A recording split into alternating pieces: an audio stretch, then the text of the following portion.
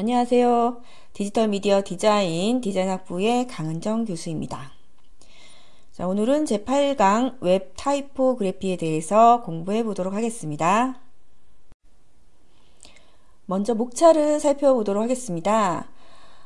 첫 번째로 학습 개요를 먼저 살펴보시고요. 두 번째, 타이포그래피의 이해, 전반적인 타이포그래피에 관련된 이론을 공부를 해보시고, 세 번째로 실습, 그래픽 텍스트와 기본 텍스트 작업을 실습으로 진행을 하도록 하겠습니다.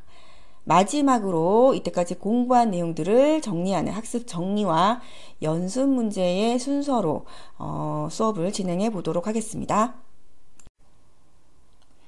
먼저 학습 개요입니다. 오늘 여러분들께서 학습하셔야 하는 활동에 대해서 살펴보도록 하겠습니다. 첫 번째, 웹페이지에서의 타이포그래피를 이해한다. 전반적인 타이포그래피 이론들에 대해서 공부를 하시고요. 그 내용으로는 세리프 서체와 산세리프 서체가 무엇인지 알아보고 그 차이를 이해하는 부분과 가독성이 좋은 폰트를 선택하는 방법 등을 알아보게 됩니다. 자, 그리고 타이포그래피에서 사용하는 기본 용어들과 개념들을 학습하는 시간을 가집니다. 자, 마지막으로 그래픽 텍스트와 기본 텍스트로 이루어진 타이포그래피 작업을 실습하는 것으로 오늘의 활동을 마무리하실 수 있으실 것 같고요. 주요 내용 순서를 보도록 하겠습니다. 1번 타이포그래피의 이해, 2번 타이포그래피의 주요 용어, 3번 실습으로 그래픽 텍스트와 기본 텍스트 작업으로 이루어져 있습니다. 자, 먼저 타이포그래피의 이해입니다. 자, 타이포그래피란 무엇일까요? 타이포그래피란 글자와 글자가 위치한 공간이나 레이아웃 등 글자로 디자인된 상태를 말한다 라고 했어요. 그러니까 타이포그래피라는 것은 단지 텍스트만 의미하는 것이 아니라 그 텍스트가 위치한 공간, 여백, 레이아웃, 글자와 상관되는 모든 것들이 디자인된 상태를 타이포그래피라고 합니다. 그렇다면 타이포그래피는 우리가 지금 웹 타이포그래피에 대해서 배우는데 이 웹에서만 사용되는 것이 아니죠. 디자인을 하는 모든 영역에서 이 타이포그래피를 사용을 합니다. 하지만 여러분들께서는 특별히 웹에서 사용되는 타이포그래피의 특성에 대해서 잘 이해를 해 주셔야 합니다. 자, 웹에서 사용이 되는 타이포그래피는요, 특히 정보를 전달하는 역할도 있고요. 그리고 웹사이트 방문자가 컨텐츠를 읽고 목적지를 찾아갈 수 있도록 안내하는 역할도 있습니다. 이 두 가지 역할을 꼭 기억을 해주세요. 그냥 글자가 아니다. 이것은 정보를 전달해줘야만 하고, 그리고 방문자가 그 정보를 정확하게 인지하고 정확하게 찾을 수 있고, 그리고 원하는 목적지로 찾을 수 있도록 안내하는 역할도 있다라는 거죠. 인쇄 매체보다 폰트 선택에 있어서 제한적이고, 왜 그럴까요? 기술적인 문제 때문이죠. 웹이라는 것은 모니터상에서 볼 수 있는 그런 특수한 환경에 있기 때문에 인쇄 매체처럼 다양한 그런 타이포그래피를 쓸 수가 있지가 않아요. 레이아웃 면에서도 굉장히 한정적이죠. 활자의 조정도 자유롭지 못하기 때문에 디자이너의 창의성을 발휘하기에는 한계가 있습니다. 웹에서의 타이포그래피는 여러 가지 이유로 디자이너의 창의성보다 가독성에 더 많은 비중을 둡니다. 이때까지 여러분들 웹 그래픽 보정이라던가 그래픽 만드는 그런 실습에서도 제가 가독성을 굉장히 많이 강조를 했습니다. 이제 타이포그래피에 대해서 배우고 있는 이 단락에서는 정말 이 가독성을 꼭 기억을 하시면서 학습을 해주시면 그 학습에 더 도움이 될 것 같아요. 자, 웹페이지에서 쓰는 타이포그래피의 장점과 단점에 대해서 한번 알아보도록 하겠습니다. 자, 웹페이지에서는 두 가지 종류의 타이포그래피를 사용을 합니다. 자, 하나는요, HTML을 사용한 글자 입력하는 방법이 있고요. 두 번째는 포토샵과 같은 그래픽 프로그램을 이용해서 이미지로 제작하는 방법이 있습니다. 자, 두 가지의 타이포그래피, 각각 어떤 장점과 단점이 있는지 표로 정리를 해보았는데요. 자, 첫 번째, HTML을 이용해서 입력한 글자는요. 자, 장점면을 보시면은 아무래도 이미지보다 데이터 크기가 작고요. 수정하기가 쉽죠. 텍스트 수정하듯이 수정하실 수가 있기 때문에, 그리고 스크롤 할 수가 있고 편집하거나 단어를 검색하실 수도 있어요. 자, 그래픽 프로그램을 이용해서 이미지로 만든 글자는요, 이미지예요. 이미지이기 때문에 다양한 서체를 사용하실 수 있고요. 그래픽적으로 자유롭게 표현할 수 있어요. 디자인 결과를 고정시켜서 유지할 수 있어요. 이런 장점이 있지만 반면에 단점은 어떤 것들이 있는지 살펴볼까요? 자, HTML을 이용해서 입력한 글자의 단점은요. 사용자의 컴퓨터 환경에 따라 글자 형태나 크기가 다르게 보인다. 자, 특히 그 컴퓨터상에 없는 서체를 사용했을 때에는 글씨가 다 깨져서 보이겠죠. 일반적이지 않은 서체를 쓰려면 별도의 서체를 제공받아 설치를 해야 한다. 내 컴퓨터에 그 서체가 없으면은요, 글자가 깨지기 때문에 원래 그 기획했던 대로 보려면 그 별도의 그 해당하는 서체를 제공을 받아서 설치를 한 후에 봐야 정상적으로 보입니다. 자, 이번에는 그 이미지로 만든 글자의 단점에 대해서 알아보도록 하겠습니다. 일단 텍스트보다 데이터 크기가 커요. 용량이 크게 나갑니다. 수정이 어려워요. 그래픽 프로그램에서 열어서 수정한 후에 다시 이미지를 교체하는 그런 수정 절차를 거쳐야 되죠. 편집하거나 단어를 검색하기 어렵다. 예, 단어를 검색하기 어렵죠. 이거는 이미지이기 때문에 검색이 되기가 어렵습니다. 글자 양이 많을 때는 파일을 나누어야 한다. 자, 이미지 크기가 상당히 크다라고 하면요. 그 이미지를 쪼개서 사용을 해야 한다라는 그런 단점이 있네요. 텍스트로 작성된 타이포그래피와 그리고 이미지로 만들어진 타이포그래피의 사례입니다. 자, 왼쪽에 요런 것들은 다 이미지로 만들어져 있는 그런 타이포그래피예요. 자, 그리고 이렇게 스크롤 했을 때 이렇게 선택이 되어지는 얘네들은 다 텍스트로 쓴 그런 타이포그래피입니다. 네, 구분이 되시나요? 여러분들도 직접 웹사이트에 들어가 보시고 이게 이미지인지 이게 텍스트인지 한번 구분을 해보시면 좋으실 것 같습니다. 자, 이렇게 웹 타이포그래피는요. 이미지로 만들어진 타이포그래피가 있을 수 있고 텍스트로 입력된 그런 타이포그래피가 있을 수 있습니다. 그런데 이 두 가지 타이포그래피 모두 단점이 참 많았어요. 이러한 단점들을 극복할 수 있는 방법은 없을까요? 이러한 단점들을 웹 폰트를 사용해서 최대한 줄일 수 있다는 점 기억해 두시고요. 자, 그렇다면 웹 폰트는 무엇일까요? 앞에 보이시는 웹 폰트의 장점과 단점을 정리한 표를 보시면서 웹 폰트란 이런 것이구나 라고 정리를 해 보실 수 있으실 것 같아요. 자, 웹 폰트의 장점을 한번 보시겠습니다. 웹 폰트를 적용하면 시스템에 서체가 없어도 된다. 예, 웹에서 제공이 되기 때문에 내 컴퓨터에 그 서체가 없어도 보실 수가 있어요. 이미지로 만든 글자보다 웹 접근성이 뛰어나며 수정이 쉽다. 이건 이미지로 만든 게 아니라 텍스트로 만들어진 그런 폰트이기 때문에 이미지로 만든 글자보다 검색도 되고요. 그 다음에 텍스트를 고치기만 하면 되기 때문에 수정이 쉽습니다. 또 번역기를 통해 번역을 할 수도 있어요. 그냥 텍스트다라고 생각을 하시면 되는데 이것이 웹을 통해서 제공을 하는 그런 폰트다라고 생각을 하면 될 것 같습니다. 자, 단점을 보실게요. 자, 이러한 폰트에도 단점이 있어요. 웹 폰트를 여러 개 적용하면 적용한 모든 서체 파일을 다운로드해야 하므로 웹페이지 성능이 떨어질 수 있다. 자, 이것은 웹에서 제공이 되기 때문에 내 컴퓨터에 없는 서체들은 웹에서 모두 다 다운로드 받아져서 페이지가 구현이 되는 거예요.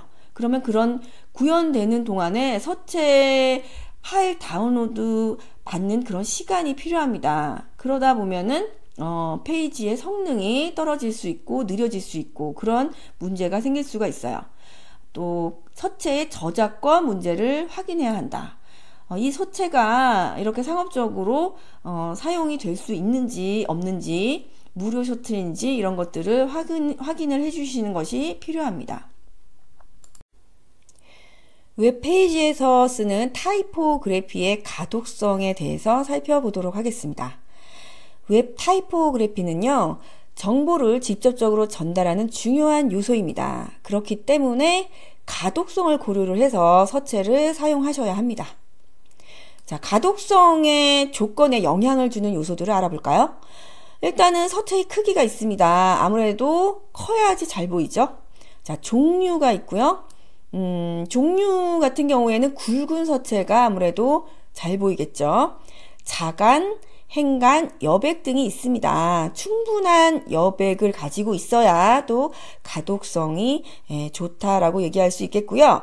자, 그리고 배경에 이미지를 사용한다라고 하면은 텍스트와 이미지와의 대비와 명도가 상당히 그 가독성의 조건에서 중요한 요소로 차지를 하고 있습니다. 텍스트로 이루어진 웹 타이포그래피는요, 이미지로 만든 타이포그래피에 비해서 사용자의 모니터 환경이나 브라우저에 따라서 어떤 브라우저를 사용하느냐에 따라서 서체의 표현이 다르게 나타날 수 있어요. 그렇기 때문에 상당한 제약을 받을 수 있는데, 이러한 제약을 좀 더 이제 짜임새 있게, 그리고 이런 제약에서 조금 벗어날 수 있는 그런 방법으로 CSS라는 것을 활용을 합니다. 자, CSS는요, 이제 모바일에서도 상당히 많이 사용을 하고 있는데요. 타이포그래피 뿐만 아니라 컬러라던가 레이아웃, 애니메이션 등에도 이 CSS를 활용을 해서 용량도 줄이고 상당히 다양한 디자인을 제시를 할 수 있는 그런 기술로 각광을 받고 있습니다. 웹 타이포그래피는요, 모니터를 통해서 사용자들이 볼 수 있습니다. 그런데 이 모니터는요, 저해상도 텍스트를 보여줄 수 있어요. 해상도가 72밖에 되지 않죠. 우리가 사용하는 이 모바일과는 상당히 다릅니다. 상당히 저해상도예요. 그렇기 때문에 세리프체라고 하는 이렇게 꺾임이 있는 그런 서체들이 있어요. 이런 서체들은 상당히 세밀한데 이런 세밀한 부분까지 완벽하게 보여주지 못해요. 가독성과 판독성이 좋지 않기 때문에 이런 꺾임이 없는 싼 세리프체를 사용하는 것이 좋습니다. 이런 싼 세리프체에는 이제 굴림체라던가 도둠체, 영문 서체의 경우에는 어라이얼, 헬베티카 같은 이런 서체가 산세리프체에 해당을 합니다. 꺾임이 없이 두껍게 일자로 뻗어 있는 그런 서체를 산세리프체라고 합니다. 자, 앞에서 말씀드렸던 세리프체의 사례예요. 자, 이렇게 꺾임이 있는 이런 서체를 세리프체라고 해요. 이것을 세리프라고 얘기를 합니다. 이렇게 꺾임이 있죠? 굉장히 세밀한 부분까지 표현이 돼야 되는데 우리 이 모니터를 통해서는 이런 판독성이 좋지가 않다는 거죠. 이런 세리프체의 꺾임들이. 자, 영문 서체도 한번 보시면은 이렇게 삐죽이 삐져나와 있는 이런 애들, 이런 것들을 이제 세리프라고 하고, 이러한 서체들을 세리프체라고 합니다. 자, 그러면 싼 세리프체는 이러한 세리프가 없는 거죠.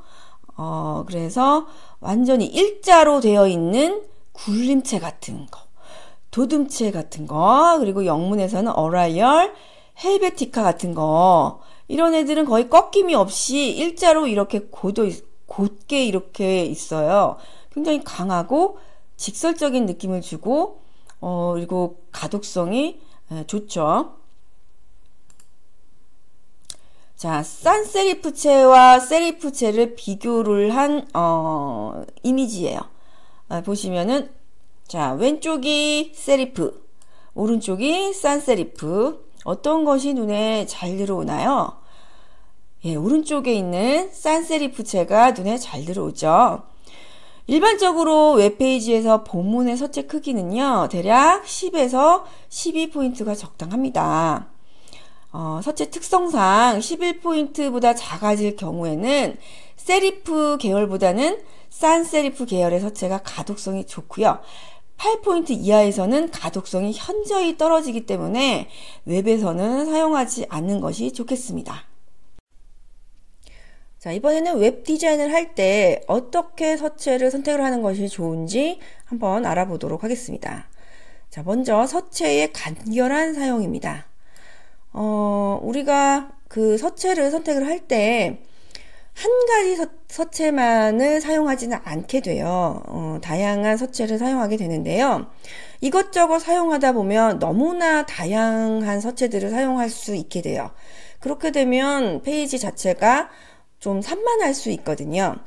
여러분들이 이제 너무 욕심을 내지 마시고 두세 가지 정도의 서체를 비슷한 계열로 너무나 다른 스타일의 서체를 사용하시게 되면 전체적인 디자인 스타일이 깨지게 되거든요. 그래서 비슷한 분위기의 서체를 간결하게 사용해 줄 것을 부탁드리고요.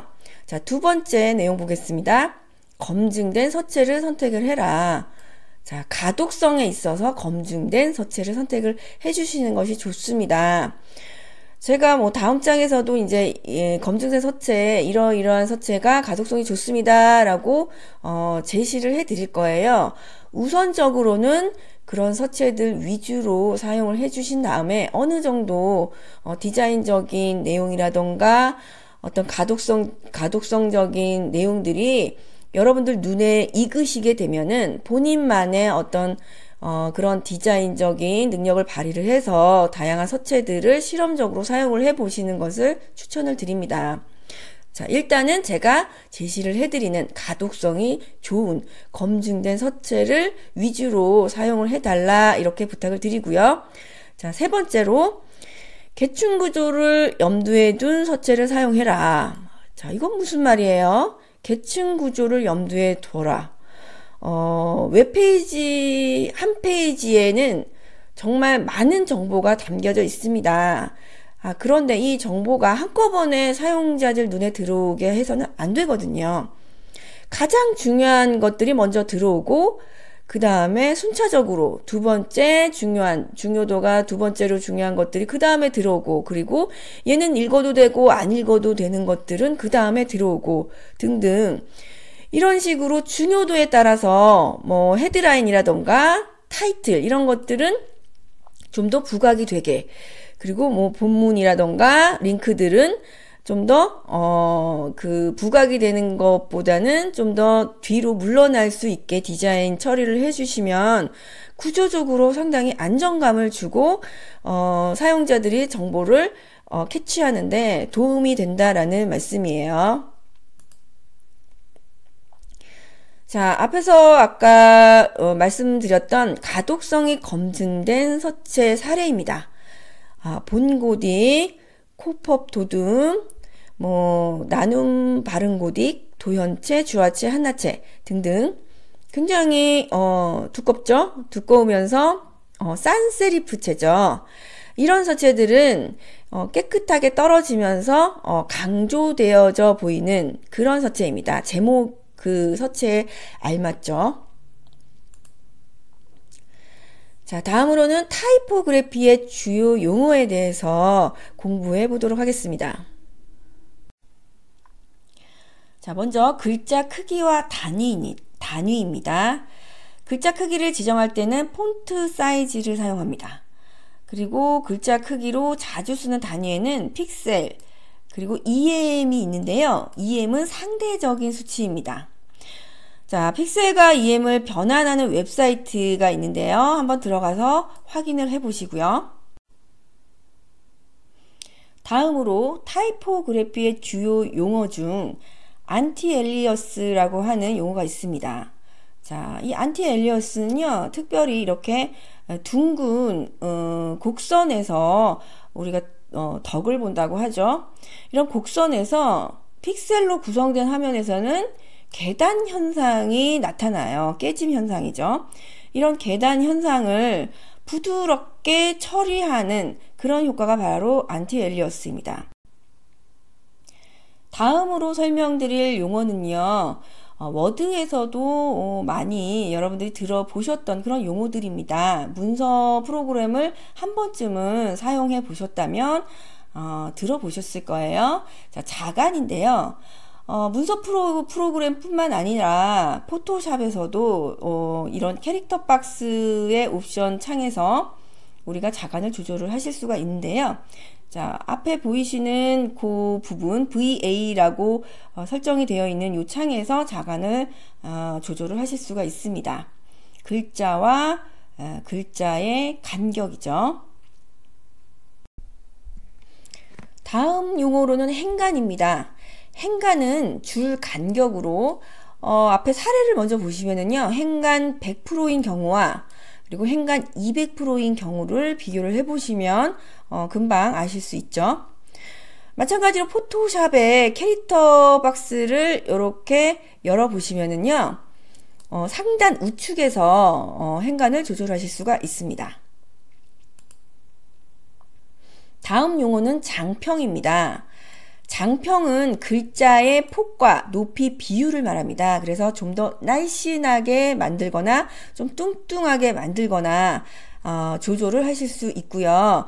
자, 가운데 있는 글씨가 100%예요. 그래서 70%로 만드시게 되면 날씬한 글씨를, 150%로 만들게 되면은 좀 뚱뚱한 글씨를 만드실 수가 있습니다.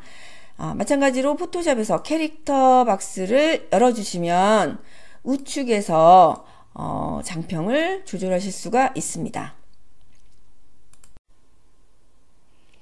자, 지금까지 공부한 내용을 염두에 두면서 실습을 진행해 보도록 하겠습니다.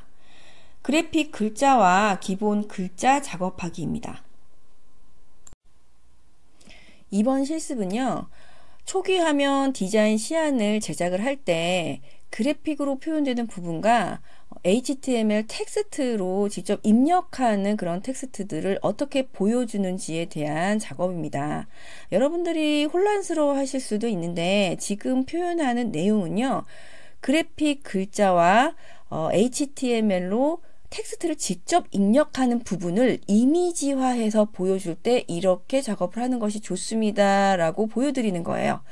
그러니까 나중에 HTML 작업을 하실 때 기본 텍스트 작업하신 부분은 이렇게 그래픽 처리로 하시는 것이 아니라 HTML로 직접 텍스트 코딩을 하시게 되는 부분이라는 거를 좀 기억을 해 주시고요.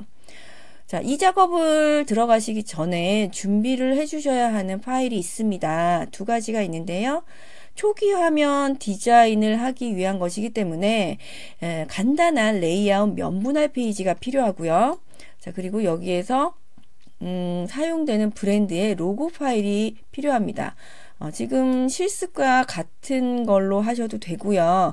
여러분들이 브랜드를 하나 정해서 그 브랜드의 컬러 컨셉을 하나 정하시고 단순한 초기 화면 면분할 레이아웃 페이지를 만드신 다음에 직접 본인의 컨셉을 적용한 디자인을 준비를 하셔도 좋으실 것 같습니다. 자, 상단 내비게이션 메뉴 작업하기를 먼저 해보도록 할게요. 우선 이 상단 내비게이션 메뉴는 그래픽 이미지로 만든 글자입니다. 그렇기 때문에 안티얼라이어스를 적용한 부드러운 그런 텍스트의 표현이 가능해야 되고요. 일단 내비게이션 바를 만들어 주시고 로고도 그 초기 화면에 레이아웃 시켜 주시면 되겠습니다. 자, 텍스트 툴, 문자 툴을 선택한 후 캐릭터 패널에서 여러 가지 옵션들을 적용한 다음에 작업을 진행을 해주시면 되겠습니다. 내비게이션 위치에 맞게 메뉴를 입력하실 때 주의하실 점은요. 각 텍스트들을 따로따로 레이어를 만드시지 마시고 하나의 레이어에 모두 입력해 주시는 것이 좋습니다. 나중에 수정 보완을 할 때 한 레이어에 있는 것이 관리하기 편하시고요. 또 한 가지 기억하실 점은 그 레이어 상에서, 이 내비게이션 상에서 한쪽으로 쏠리거나 좌우의 여백이 너무 많이 남거나 하지 않게 균일하게 들어갈 수 있도록 조절해 주시는 것이 좋습니다. 자, 그리고 가독성을 위해서 아우터 그로우를 적용하시는 것을 잊지 마시고요. 이번에는 하단 카피라인 영역의 텍스트를 작업해 보도록 하겠습니다. 카피라인 영역의 텍스트는요, 물론 그래픽 이미지로 만드셔도 됩니다. 그런데 HTML 코딩으로 텍스트를 직접 입력해서 작업하는 경우가 많죠. 자, 그런데 여러분들 사이트에 한번 들어가 보시면 이미지로 제작된 그런 텍스트와 이렇게 HTML로 코딩으로 텍스트가 입력된 그런 텍스트와 두 가지를 비교를 해보시면 분위기가 상당히 달라요. 어떻게 다르죠? 그래픽 이미지로 보여주는 그런 텍스트는요, 텍스트의 외곽 부분이 상당히 부드러워요. 그런데 그 코딩으로 입력이 된 텍스트는 외곽 부분이 굉장히 칼처럼 딱 떨어지죠. 이 느낌을 디자인 시안에서 표현이 되어져야 합니다. 그래서 여기는 그래픽으로 처리가 되구나, 여기는 코딩을 해야 되구나 하는 것이 디자인 시안에 나와줘야 돼요. 그 느낌을 어떻게 표현을 하시느냐에 대한 처리 방법이에요. 바로 안티 얼라이언스입니다. 안티 얼라이언스는 그 텍스트의 외곽 부분을 부드럽게 처리를 해서 계단 현상을 없애주는 그런 기법이죠. 그럼 여기서는 어떻게 해야 될까요? 안티 얼라이언스 처리를 해주지 마셔야 돼요. 넌으로 설정을 해주시고요. 상단 옵션 바에 보시면 AA라고 되어 있는 부분이 있어요. 이 부분을 넌으로 처리를 해주시게 되면은 딱딱하게 처리가 되고요. 자, 폰트 스타일은 굴림체예요. 꼭 굴림체로 안 하셔도 되지만 이 굴림체는요, 기본 서체로서 모든 컴퓨터에 기본적으로 가지고 있기 때문에 굴림체를 사용을 한 거고요. 폰트 크기는 12포인트, 칼라 적용하시고요. 입력을 맞춰주시면 됩니다. 카피라이트 영역 중에서 개인정보 취급 방침이라고 하는 그 메뉴가 있어요. 이 메뉴는요, 여러분들 사이트에 들어가 보시면 아마 이 메뉴만 유독 눈에 잘 띌 거예요. 중요한 메뉴이기 때문에 사용자에게 우선적으로 제공이 됐으면 좋겠다라고 하는 그런 메뉴에 이렇게 강조를 해줍니다. 그래서 볼드체, 칼라도 다른 칼라를 적용을 해서 이렇게 제작을 해 주시면 좋겠습니다. 완성된 결과물입니다. 상단 내비게이션 글자는 그래픽 효과가 적용된 글자이고, 하단 카피라이트 글자는 기본 서체 HTML 코딩한 그런 효과가 적용된 글자가 완성되었습니다. 지금까지 배우신 내용을 정리해 보도록 하겠습니다. 오늘은 웹 타이포그래피에 대해서 공부하셨고요. 타이포그래피란 글자와 글자가 위치한 공간, 레이아웃 등 글자로 디자인된 상태를 타이포그래피라고 얘기합니다. 자, 웹에서 사용되는 타이포그래피는 크게 두 가지 방법으로 제작되는데요. 첫 번째는 HTML을 이용해서 문자를 입력하는 것처럼 텍스트를 만드는 방법이 있고요. 두 번째는 포토샵과 같은 그래픽 툴을 이용해서 이미지로 제작하는 방법이 있습니다. 자, 그리고 타이포그래피의 주요 용어들도 기억을 해 주셔야 되는데요. 폰트 크기와 단위로 사용하셨던 픽셀값과 EM 기억을 해 주시고요. 그리고 장평, 자간, 행간, 안티얼리어스, 세리프체, 산세리프체, 웹폰트 모두 기억을 해 주시면 좋겠고요. 그리고 웹폰트에 대해서는 이 적용에 대한 내용을 자세하게 설명을 안 해드렸지만 주교재인 웹 디자인 이론과 실습이라는 교재를 좀 더 여러분들이 살펴보시면 자세한 내용이 나와 있습니다. 인터넷 검색을 활용해서 해보셔도 좋겠고요. 연습 문제를 한번 풀어보겠습니다. 자, 그래픽으로 표현된 텍스트는 그래도 제약을 받지 않습니다. 그래서 다음과 같이 서체와 크기의 제약을 받지 않고 다양한 형태의 타이포그래피 작업을 해보는 것이 이번 연습 문제입니다. 웹에서 많이 보던 이런 표현들도 좋고요. 여러분들께서 좀 더 창의적으로 웹에서 적용할 수 있는 그런 그래픽적인 타이포그래피 작업을 해보시는 것이 이번 연습 문제입니다. 한번 구상을 해 오시면 좋으실 것 같아요. 자, 다음 주 9주차에는 웹 디자인 컨셉에 대해서 공부해 보도록 하겠습니다. 자, 1시간 동안 수고 많으셨고요. 수업 시간에 뵙겠습니다. 감사합니다.